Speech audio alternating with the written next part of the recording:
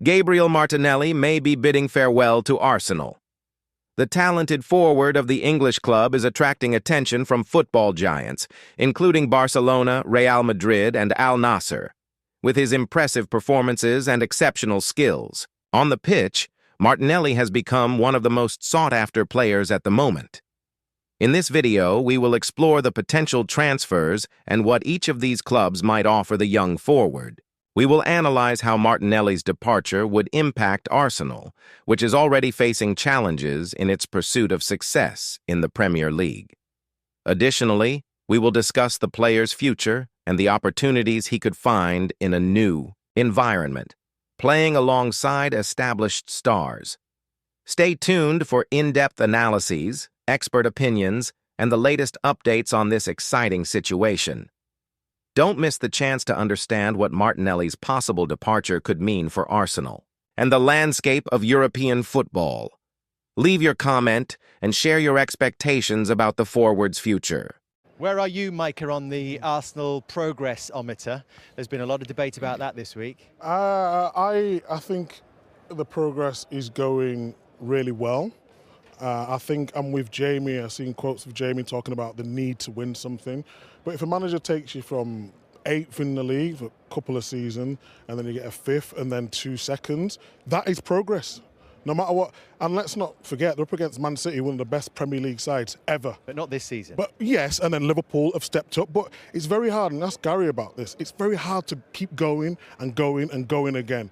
People don't talk about if Salah was to get injured, if we talked about Van Dijk. When Van Dijk got injured this season, Liverpool didn't do exactly what they were supposed to do. You lose Gabriel, you lose Saka, you lose Havertz, you lose a spine of the team for big moves of the season. Of course, it's going to affect you.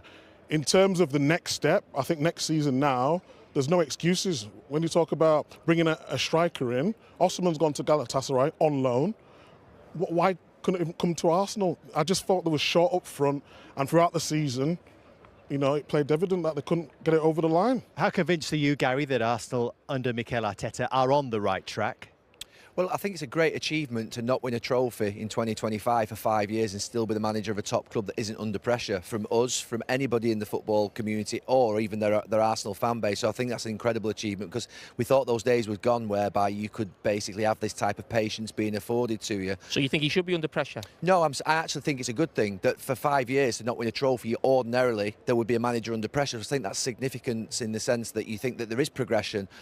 I'm glad that on Friday in his press conference he said we've gone backwards in the Premier League because the first thing you have to do after the midweek, they tickled our backs a little bit for last month with the Champions League and it sort of took the heat off them a little bit in how bad they've been in the league, being 13, 14 points off Liverpool. Actually 13, 14 points from where they were last season and the season before. But they've left themselves woefully short up top and they still haven't got a player in midfield from deep who can receive the ball on the back foot, and Zubimendi we think may come to Arsenal. They've got to deal with that. Partey's not great at it. Declan Rice was proven in the first leg against PSG. He's not great at it. He's better going forward. So those two key positions, they need 2 forwards and they need another midfield player. But the forward part of it, they've signed 1 striker in 7 seasons as a football club.